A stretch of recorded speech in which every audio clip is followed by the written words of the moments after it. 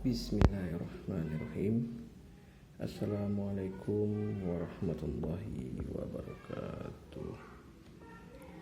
Alhamdulillah, syukur kita kepada Allah.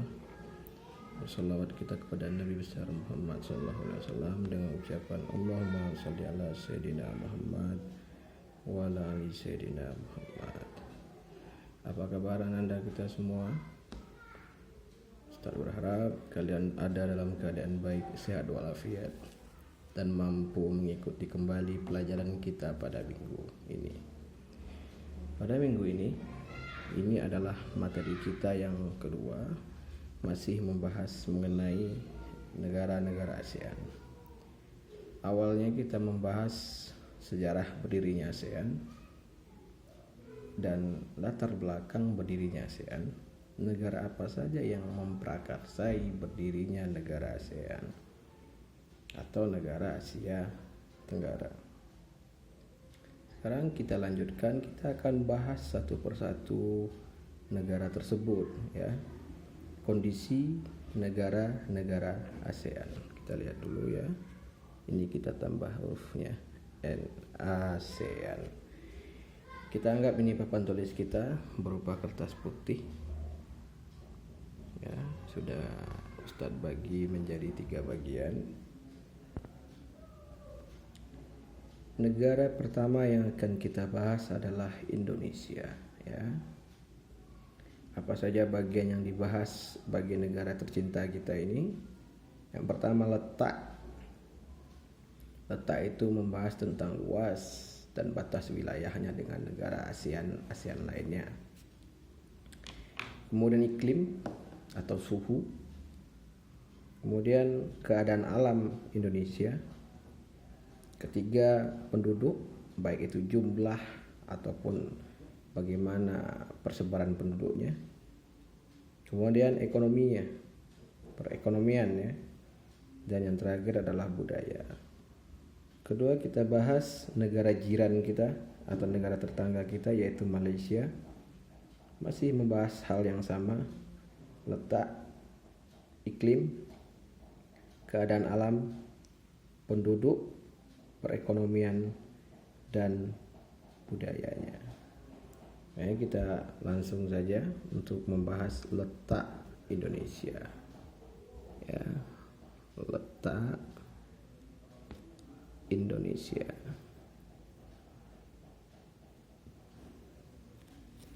Letak Indonesia secara astronomis, nah, ini astronomis ya, atau kita sebut dengan istilah letak berdasarkan garis lintang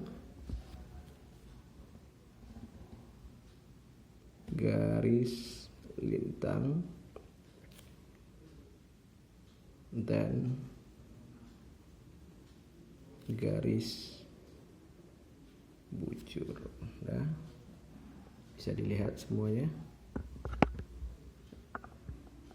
Pengertian dari letak astronomis adalah letak berdasarkan garis lintang dan garis bujur.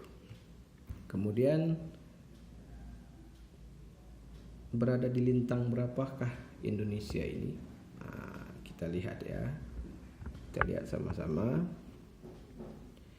Indonesia berada pada 6 derajat lintang utara sampai 11 derajat lintang selatan. Dan 95 derajat bujur timur sampai 141 derajat bujur timur. Ini adalah letak Indonesia berdasarkan garis lintang dan garis bujur. Nah, jadi kalau ditanya letak astronomis, pengertiannya adalah letak berdasarkan garis lintang dan garis bujur. 6 derajat lintang utara sampai 11 derajat lintang selatan. kemudian 95 derajat bujur timur sampai 141 derajat bujur timur. Bagaimana dengan letak geografis? Ini kita bahas. Kita bagi di sini letak geografis. Letak geografis. Ya. Letak geografis ini adalah letak berdasarkan lokasi. Berdasarkan lokasi atau tempat. Itu diapit oleh 2 samudra dan 2 benua. Oke.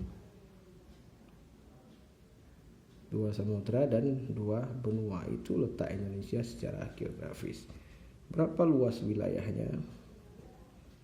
Luas wilayah Indonesia.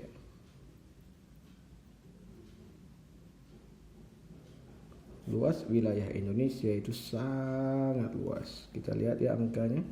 1.922.570 kilometer pangkat 2. Berapa ini? Coba kita hitung ya. 1, 2, 3, 4, 5, 6. Berarti sekitar 1 juta. Bukan 1 juta ini. Berapa ini?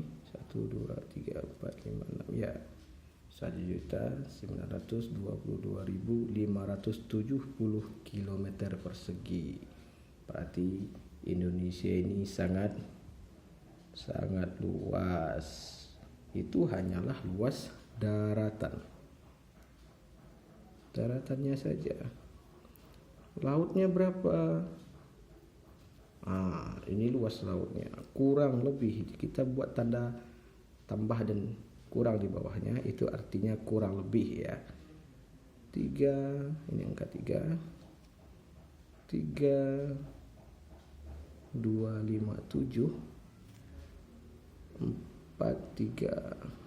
483 kilometer pangkat 2. Kita hitung angkanya berapa? 1, 2, 3, 4, 5, 6, 7.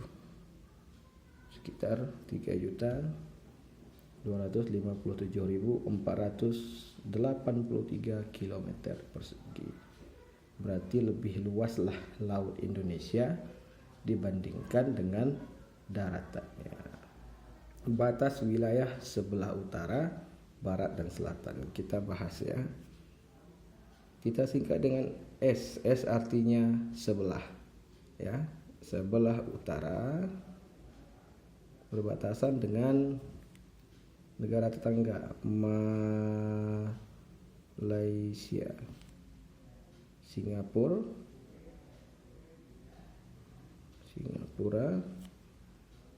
dan Brunei. Kemudian samudra yang kita bilang tadi kita singkat juga dengan SM, Samudra Pasifik. Ini batas Indonesia di sebelah utara. Kita lanjutkan batas sebelah barat. Kembali kita singkat dengan S barat. Oke. Di sebelah barat Indonesia berbatasan dengan Samudra Hindia. Ini dia Samudra Hindia ya. Kemudian di sebelah selatan Indonesia berbatasan dengan selatan lagi. Sebelah selatan Indonesia berbatasan dengan Samudra Hindia. Nanti kita lihat pada peta ya. Dan di sebelah timur berbatasan dengan negara paling pojok itu, Papua Nugini. Ini adalah letak Indonesia berdasarkan garis lintang dan garis bujur dan letak geografisnya. Kita lihat peta, apakah benar? Ya, ini peta ASEAN. Ya, kita lihat. Ini Malaysia yang tadi kita katakan. Ini Malaysia juga. Di sini Brunei. Di bawah ini ada, kita lihat ada Singapura, kecil sekali Singapura. Malaysia, Singapura, Malaysia, Brunei. Ini adalah Samudra India. Ya, ada dekat Pulau Sumatera, Samudra India. Ya, kita perjelas gambarnya. Kalau kurang jelas ya jelas. Ini dia Samudra India. Dan di sini Papua Nugini. Tunggu, kita tunjuk. Ini dia Papua Nugini, daerah sini. Ini Atlantik, Pasifik ya, Pasifik. Nah, ini peta. Nanti kita lihat pada peta yang lebih besar. Kita lanjutkan iklim. Ya. Iklim ini sama dengan cuaca, tapi tidak gampang berubah. Kalau cuaca kan bisa saja berubah, tiba-tiba hujan, tiba-tiba panas, tiba-tiba mendung. Iklim ini suhu di wilayah, suhu ya di suatu wilayah. Ya, dalam waktu yang sangat lama.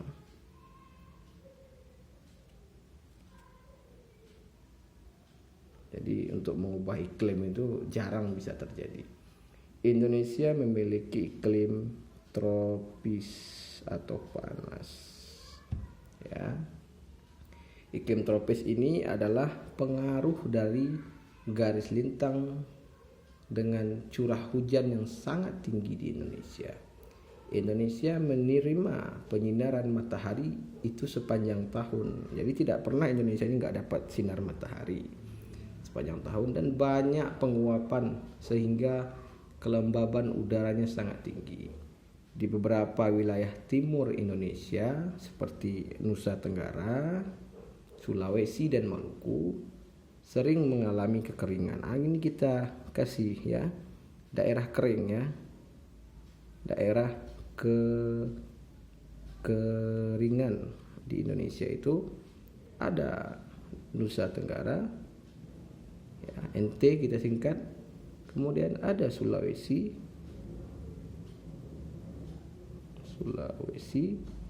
kemudian ada Maluku.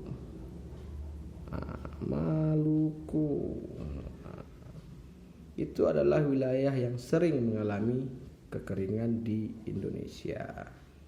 Hal ini terjadi dikarenakan daerah tersebut merupakan dataran yang kecil, sehingga ketika kemarau itu daratannya yang kecil itu tidak dapat cadangan air tanah, hanya sedikit. Jadi ketika hujan, daratannya yang kecil tersebut tidak mampu menampung air yang banyak. Ketika terjadi musim kemarau, maka terjadilah kekeringan di wilayah tersebut. Sekarang kita masuk ke keadaan alam. Keadaan alam Indonesia. Ini kita masih bahas Indonesia ya. Keadaan alam. Sip. Indonesia ini adalah negara kepulauan, dikenal dengan archipelagic states. Itu bahasa Inggris ya. Bahasa Inggrisnya archipelagic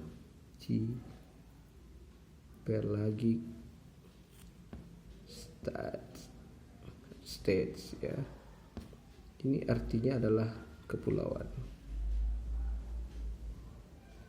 Negara kepulauan terbesar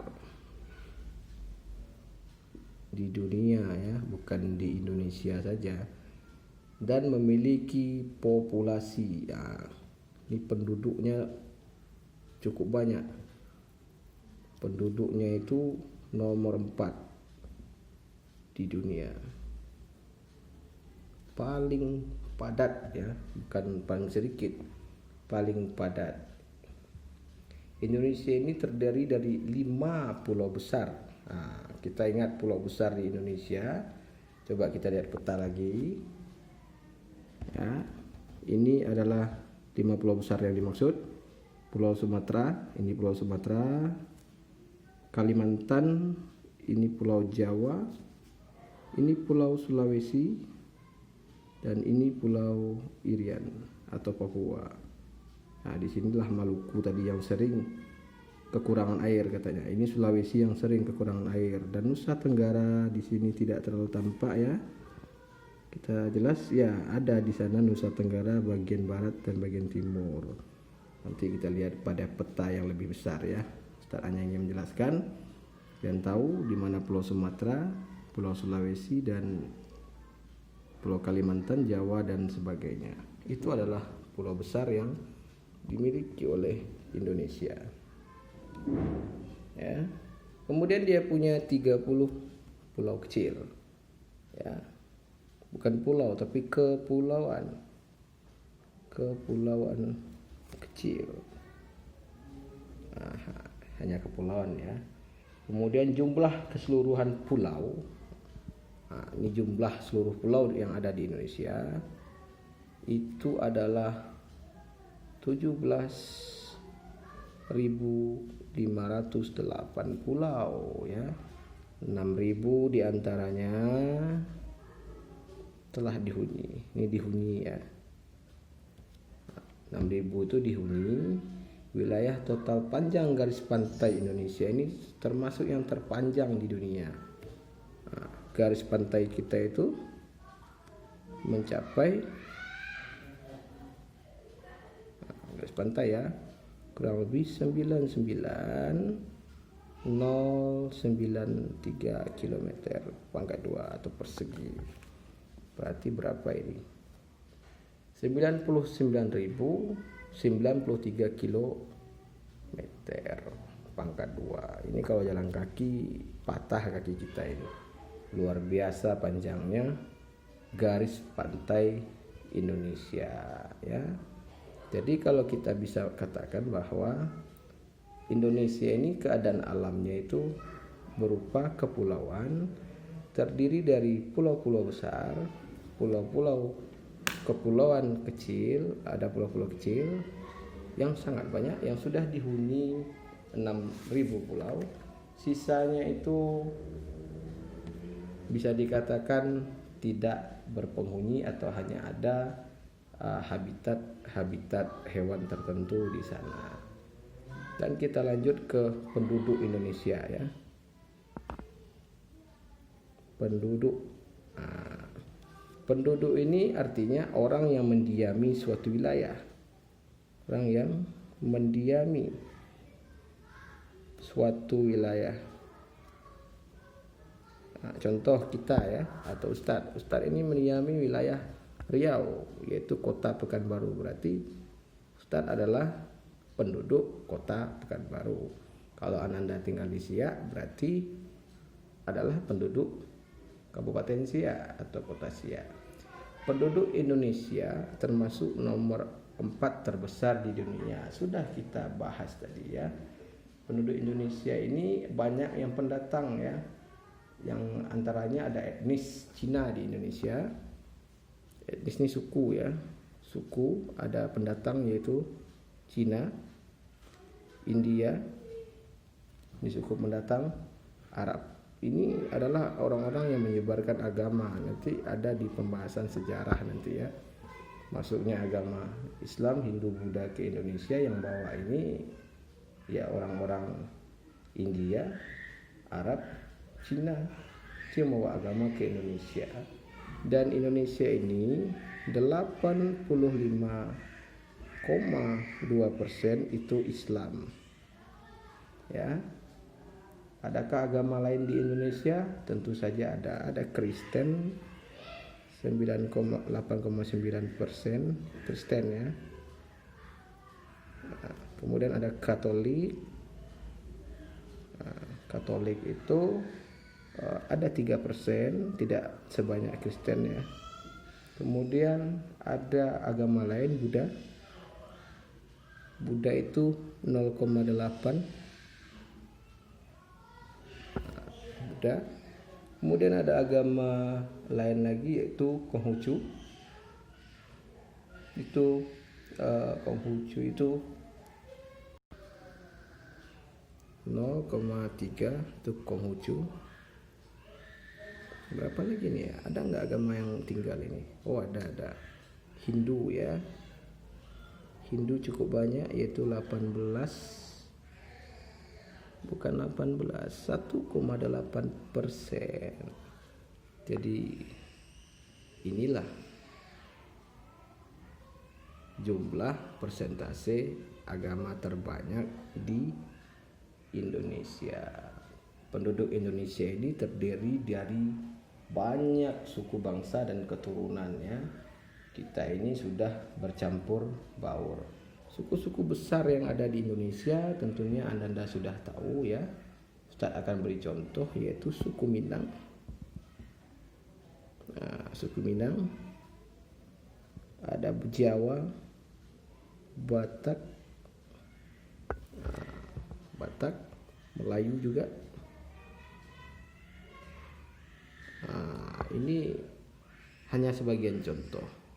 Untuk selanjutnya nanti akan bisa Ananda cari sendiri ya, karena banyak suku di Indonesia. Dan yang kita bahas selanjutnya adalah perekonomian ya. Perekonomian. Apa sih penghasilan orang Indonesia? Perekonomian.